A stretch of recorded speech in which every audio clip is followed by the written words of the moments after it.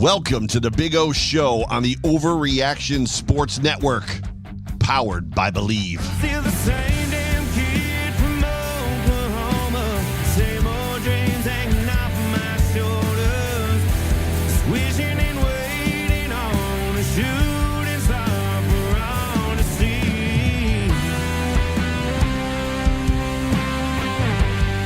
And now your host, straight out of Oklahoma, former Buffalo Bill, Jerry Ostroski. I'm still the same damn kid from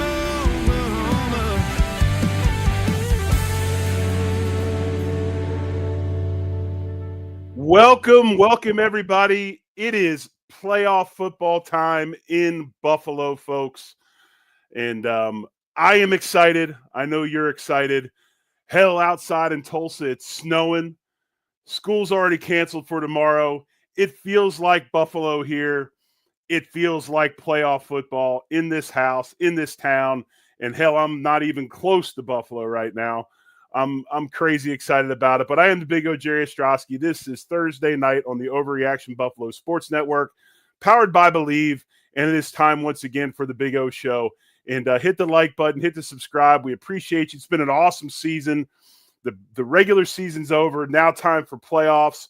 And just think about it, folks. Not too long ago on these networks, on this network, we're talking about over $35 million in dead cap money. Stephon Diggs is gone. Depleted receiver room. 5 captains. 8 vets gone. There are no safeties. Who's going to catch the ball? What's going to happen?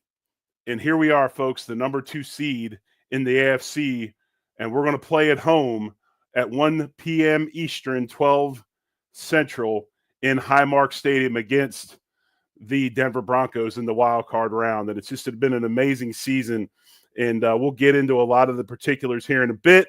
And we're going to do a show. We're going to get in and out today because there's a little bit of college football going on right now on television as Penn State is taking on Notre Dame. And I know there's a ton of Notre Dame and Penn State fans in the Buffalo area across this country. So we'll get into this real quick and we'll move on from there. But Bills come in a 9.5-point favorite. Over under is 46.5. And this is a historic matchup, so to speak. If you look at these two teams, this is a top 5 scoring offense versus a top 5 scoring defense. And we'll talk about those in the keys to the game as we move along with the Big O Show. Dr. Brad Bowen from Driven Physical Therapy and Performance will join us here in a few minutes. We'll talk about a very, very abbreviated injury list. But just as I like to do to give you the particulars, as they used to say, as Bert Sugar used to say before title fights, the particulars of this matchup, you've got the Denver offense points scored 25. That's 10th. Bills come in at 30.9, second in the league. Points allowed, Denver only giving up 18.3 points per game. That's third in the league. Buffalo, 21.6 points. That's 11th. You look at the takeaway differential, Denver +6. Yeah, that's great. They're 10th. Bills +24. First in the NFL. Passing yards per game, Denver comes in 212 yards per game at 20th. Bills 227th. That's good enough for 9th. You look at rushing yards per game, Denver 112 a game. That's 16th. Sean Payton does like to run that football. And then Buffalo comes in 131 yards per game. That is good for 9th in the league. Defensive passing yards per game, Denver gives up 220 yards per game. That's 19th. Buffalo giving up 226. That's 24th.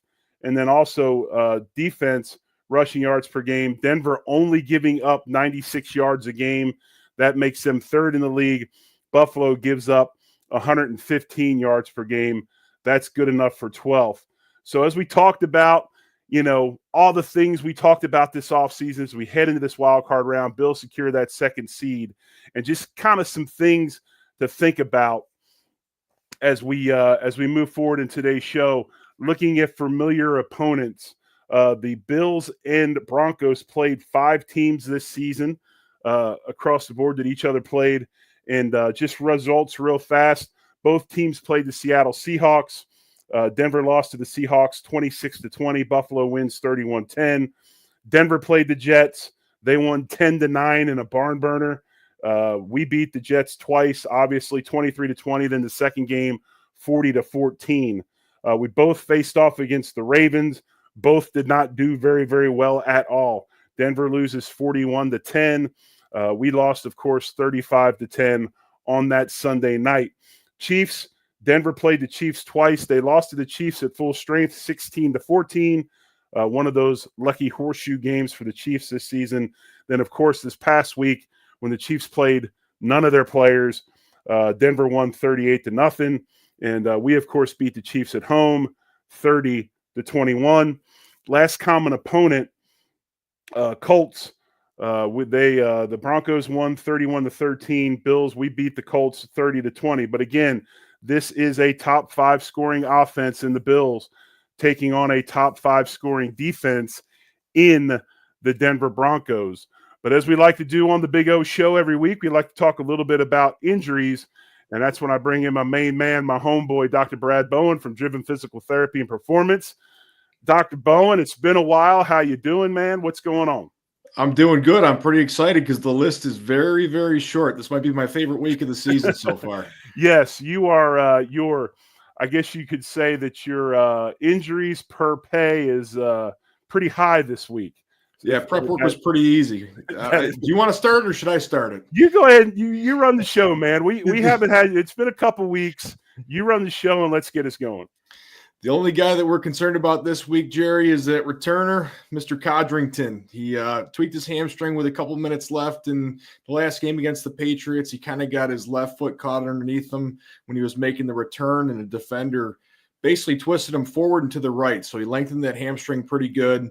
And when he came up out of the pile, he didn't really come up lame, as you would say. He was maybe jogging a little softly, but he didn't look terrible. So I feel pretty positive about this. I know he didn't practice at all on Wednesday. He was a limited participant today, but my guess is they were just resting him and feeling it out. And I think at the very least, you see him go out there and catch punts, maybe not return them for a whole heck of a lot. But I'm actually hopeful that he's going to be moving pretty well come Sunday. Is there anything you can do to speed up a hamstring injury like this? I mean, obviously, this is something that's probably grade 1, more of a tweak than it is a tear. I shouldn't say that because all muscle injuries are tears to some degree. Is there anything they can do with this thing? I mean, you don't PRP something like this, do you? You know, it depends who you ask. You can try anything, and if it works for the player, they'll tell you they want it. So if a guy has had stem cells before, stem cells are probably a common one for something this quick as far as a turnaround goes. But aside from that, one of the best techniques from a treatment standpoint would be blood flow restriction therapy. So basically cutting off blood flow to the muscle, very light loads, high rep stuff. You're just trying to get blood in, kind of trap it in there, build up some metabolites. And then when you peel that blood flow restriction device off, you get a really good feeling. You get some good tissue healing from that too. So it does kind of help speed it up a little bit. And it will also make the player feel quite a bit better. So I'm guessing they're probably doing some of that this week too. Blood flow restriction device, also known as tourniquet therapy. Yep. Yeah, there's a million names for it. I have to ask you this because I don't know if any of our listeners out there saw this. I saw it the other day, and I find it funny because when I played in Buffalo, obviously it was dumping a bunch of ice in a metal tub and, throw a little 5 horsepower outboard motor in there, and now you got a cold plunge or a cold whirlpool or whatever. Anyway, I kid, but I did see that the Bills have built a room in their facility, in their weight room. It's a glass room with one treadmill, and it basically simulates altitude training. And one of the benefits of they said it helps with cardio, obviously. It helps with weight loss. But one of the big things they said it works on is healing injuries. Is this the same kind of premise that you're talking about? You're going into a low oxygen environment in training as opposed to actually using some sort of blood flow restriction device?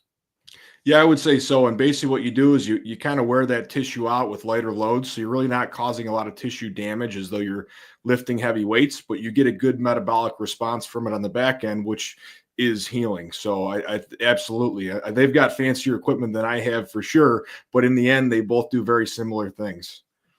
Outstanding, outstanding. Dr. Bowen, we appreciate you coming on, even though for a short amount of time. Let our listeners in on how they can go see you if they want to work on something as far as injuries.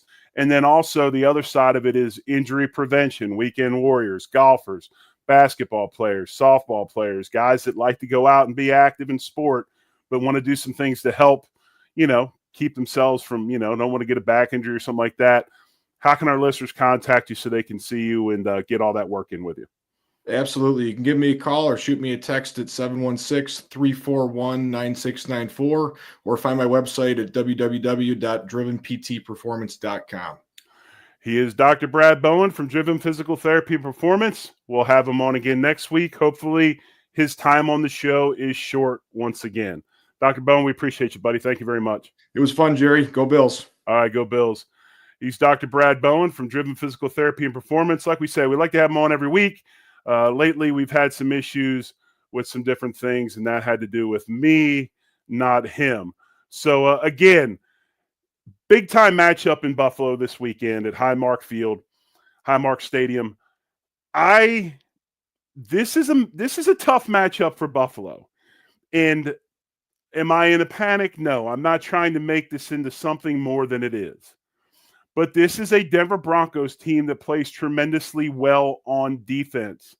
They have a young quarterback that can get drawn into some mistakes, but he's also a highly mobile quarterback. And the other thing you have to remember about Bo Nix is this. Bo Nix played in college about 19 years.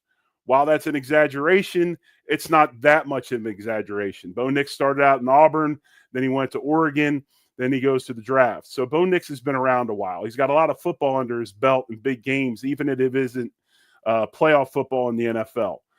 Can't talk about cold weather advantage. This is a team that comes from Denver. They practice in cold weather. They live in cold weather. They live in altitude. So there's really no advantage there. So this is a true matchup of strengths when you've got the Bills and this historic run they've made on offense this year. And you got to think about this, folks. From week 7 to 17, this Buffalo Bills team scored 24-plus points in 10 straight games from week 7 to 17. For the 24 season, the Bills have averaged 30.9 points per game, which we talked about earlier, second in the NFL. And then this is the only offense in NFL history that has 30 touchdowns passing and 30 touchdowns rushing. So when you look at this matchup and you look at the numbers that the Bills put up on offense, and the numbers the Broncos put up on defense, and we'll talk about those in a few moments in our keys to the game because I don't want to give them away too soon. Epic matchup for the first week. And it should be an extremely good football game, and it should be a definite challenge for the Buffalo Bills. So we move into this. We talk about our keys to the game as we always do. And like I said, we're going to try to roll along. We've got playoff football in college. We got Notre Dame and Penn State 0-0, by the way, if you're watching me and not watching that. But walk into our keys to the game. And we've got our 5 keys, but then I have a 6th key this week. Something I wanted to talk about a little bit that's very, very important in playoff football, and I think the Bills definitely have the advantage in this area. But you look at the first key to the game, we talk about protecting Josh Allen. We've got to find a way to protect Josh Allen against a Broncos defense, and excuse me, folks, all the B's got me all over the place. You talk about a Broncos defense that has the most sacks in the league.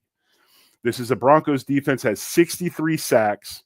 They've got 6 players with 5+ sacks. And Nick Bonito, the former Oklahoma Sooner from Norman, Oklahoma, has 13.5 of those sacks. They get home. But here's what I like about this. The Buffalo Bills have given up 14 sacks in the NFL this year, which is, I believe, the lead. So this offensive line's only given up 14 sacks.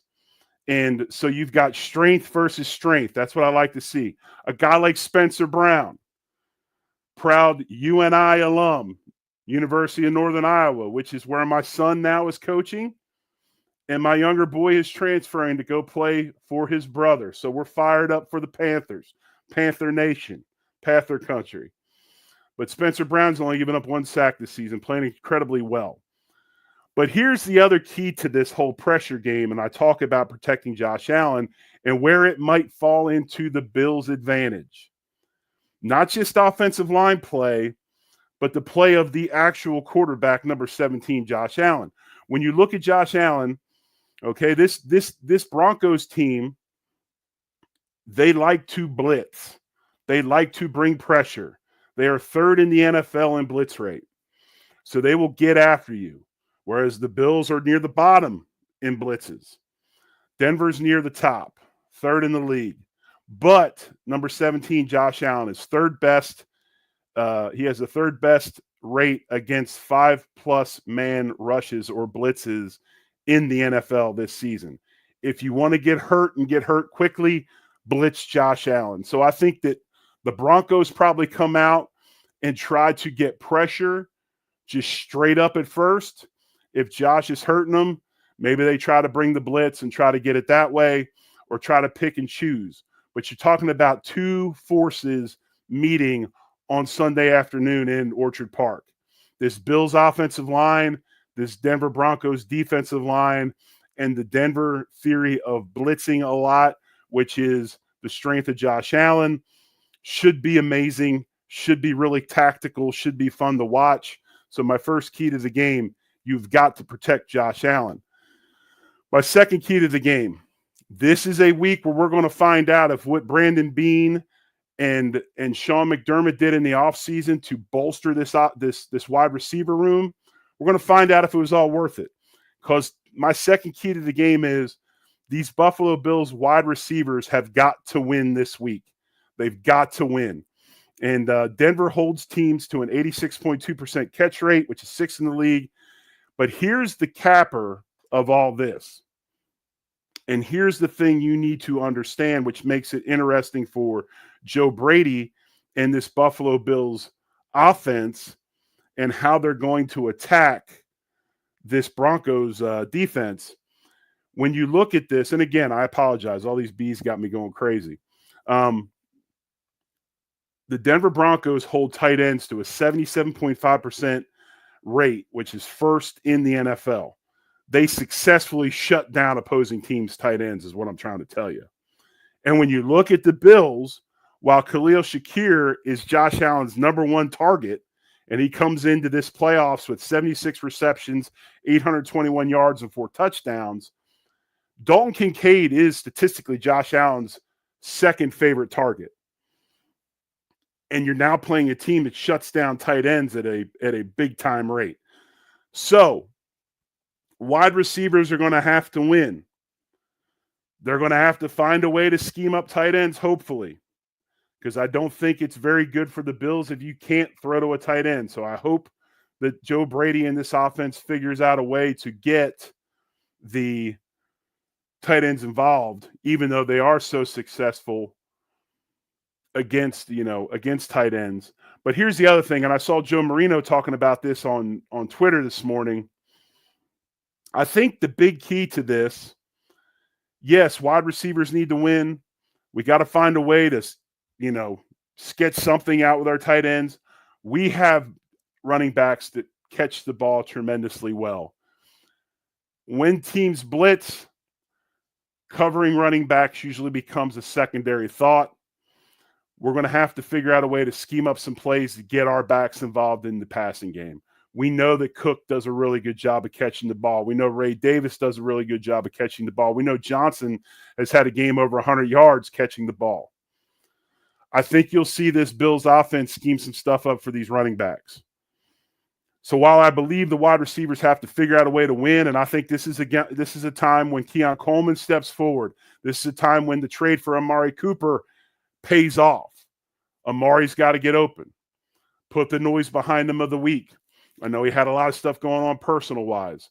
Put it behind you. Drown out the noise and go out and find a way to be successful. I do believe that these running backs need to be involved in the passing game, especially against Denver's blitz packages. So that's my second key to the game. Bills wide receivers have to win. Talked about the tight ends, talked about involving the running backs as well. My third key to the game, the Bills must find a way to run the football. If the Bills can't run the football, it takes away a huge cachet of their playbook, which is the play action pass. You're talking about a team that limits, I think it was 96 yards per game, which is third in the league. That's all the Broncos give up. But if you look at what they hold running backs to, the Broncos hold running backs to 3.9 yards per carry. That's third in the league. They hold quarterbacks to 4.4 yards per carry. So it's not just running backs, it's also quarterbacks. It's just the running game in general. They shut it down.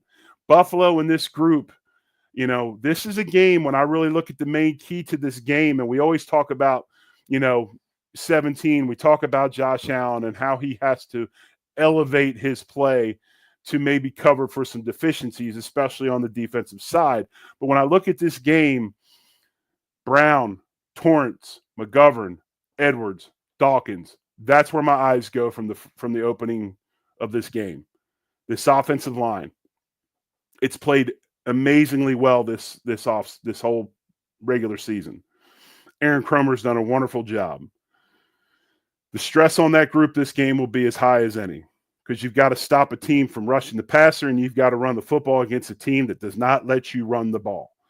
So for the Bills to be effective offensively, because like we talk about, is this a team you're going to line up in four wides and just chuck it down the field? No, that's not what they do. They set things up with play action. Short passes, take what they give you, then get over the top. This offensive line is going to have to find a way to run the football. Our backs are going to need to run the ball hard. And look, folks, if it's 2 yards, 3 yards, 2 yards, 3 yards, stay patient. It's going to pop. And even if it doesn't pop, those 2 and 3 yard runs allow us to get into play action, allow us to do some things. So I think it's going to be a big time area for the Buffalo Bills this week. They've got to figure out a way to run the football so they can stay within their offense. My fourth key to the game is this Bills defense has to find a way to improve on third down. They are 29th in the league on third down. And this is a Broncos team that's getting better. They do have a couple of very good receivers. You got a rookie quarterback, so you've got to find a way to heat him up, make him uncomfortable, even though he does run the ball well. You don't want him getting comfortable and being able to sit back there and pat the football. They've got to find a way to get off the field on third down. Denver comes in with Cortland Sutton, 1,081 yards, 8 touchdowns. Marvin Mims had 2 touchdowns in back-to-back games as we finished out the year. Their wide receivers have a 100.2 win rate versus during the season. They're playing a Bills team, a defense that is 26th in the league in that same category. So the Bills have to figure out a way to play coverage. They have to figure out a way to slow down the receivers and all those things. Added into that third down is red zone. Their Bills are middle of the pack in red zone. They're not as bad as they are on third down in the red zone, but it's still not dominant. So the Buffalo Bills, my fourth key to the game, this defense has to figure out a way to get off the field on third down. I don't know how that is. What I will say is this. We talked about the Broncos being one of the biggest blitz teams in the league and Buffalo not. Now's the time, Bobby Babbitt Jr., if you got stuff drawn up and a secret playbook, it's time to bring it out. This defense is as healthy as it's been all year. Hamlin will be back. Rapp is back. Douglas is back. We've got a lot of guys. We got Bernard is fine. Okay, we got Milano. They got guys that can make plays in the blitz game. Everybody's healthy. We got a full list. We got a full group. Now's the time, if you got it, let's heat them up and try and do some things. But fourth key to the game, Bills have got to improve on third down. My fifth key, before I go to my added key to the game this week, which really isn't even key to the game, but it's something I want to talk about, why I feel so comfortable about Buffalo winning this football game this weekend. My fifth key to the game is the Bills have got to get to Bo Nix somehow, some way. Broncos have given up only 24 sacks this season. That's tied for third in the league. So while the Bills lead it, the other offensive line across the field is only third in sacks given up. That's a really good group over there. When you look at their offensive line, you look at Garrett Bowles, you look at Ben Powers, who came from Baltimore, Wattenberg, the center, Menirez, and then Mike McGlinchey that came from the 49ers, I think, a year ago. Veteran group up front. They get it done across the board. Bills have to figure out a way to get the Knicks. The Bills have 39 sacks this season. That puts them 18th. That puts them 18th in the league.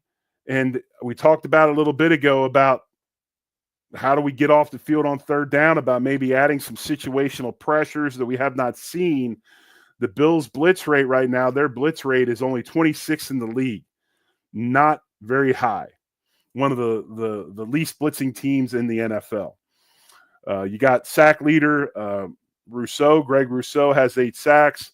Von Miller and A.J. Epinesa, 6 sacks each. So they've got to find a way to get the Knicks. The only way that you get young quarterbacks rattled is get to them. You got to hit them. You got to hit them. You got to hit them. And whether it be man-to-man up front where we're whipping guys man-to-man, or it's schematically with stunts and twists, or it's also blitzing, got to find a way to get the Knicks.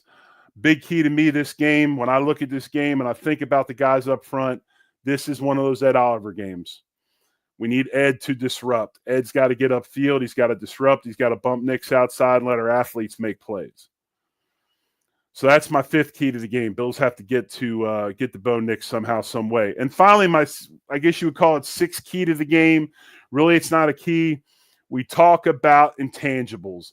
At this time of year, folks, the measurables that you can't see are really, really important. And when I look at this Bills team, I look at a lot of playoff football as opposed to not a lot of playoff football on the other side. I look at a storied franchise with a ton of success over the last so many years with Josh Allen and a team that's rebuilding under Sean Payton. I look at a team in the Buffalo Bills that are 8-0 at home this season, and I look at a Denver Broncos team that is 4-5 on the road. I look at a Bills team where the defense might be subpar in third down, middle of the pack in red zone defense, all those different things, middle of the road in sacks.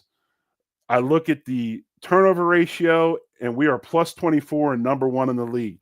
That is an intangible. This defense lives and dies on turnovers. They have to keep it up. And going into this weekend, going into Sunday's game, when you look at intangibles and just what is there, and I don't think as the fans or the Bills Mafia understands just how palpable the energy and the pressure and the situation is when you get out of the regular season and you go to playoffs and you realize you're the only game on at that time. It's immense. And while some people say the Broncos have nothing to lose, they have a lot to lose. And I think this Bills team, with the experience that they've had in these situations throughout the last so many years, it puts them over the top. But intangibles are going to be huge. And I think that 8-0 at home and the Broncos 4-5 on the road is a big, big determiner of what's going to happen this weekend. So that is my 5 keys to the game. When you look at it, number 1 key, protect Josh Allen. Number 2, Bills wide receivers have to win. But somehow we probably go ahead and get those running backs involved because they do blitz so much and they do such a good job of shutting down tight ends. My 3rd key is Bills must find a way to run the football to keep the play action going. 4th key, Bills defense must improve on third down. 5th key, Bills have to get to Knicks somehow, some way. And then let's go ahead and when we walk in the building, like they always say, and what Marv used to tell the guys that score when they spike the ball or do some sort of celebration, Marv would always say, hand the ball back to the official and act like you've been there before and act like you're going to be there again. And that is this game in a nutshell. The Bills have been there before, and the Bills are going to be there again. So I appreciate your time. Thank you for joining me today here on the Big O Show on the Overreaction Buffalo Sports Network, powered by Believe. Again, hit that like button, hit the subscribe button. We look forward to seeing you Sunday night. myself, Joe Miller, John Fina, as we talk about the playoff victory against the Denver Broncos on the Overreaction Buffalo Sports Network on the Postgame show. And then we'll get back into our regular programming the following week with John Fina on Monday night, off tackle, on the beat Tuesday, hump day Wednesday, another Big O show on Thursday, as we keep rolling along as we take this show, hopefully, all the way to the Super Bowl. Folks, I appreciate you. Thank you so much. I apologize for last week. Some things I could not control, and had to make a trip with my son. That's why I wasn't available last week for the last regular season of the game, but I don't foresee any problems moving forward. So, again, thanks as always. Thanks for tuning in. Much love. Go Bills. I'm still the same damn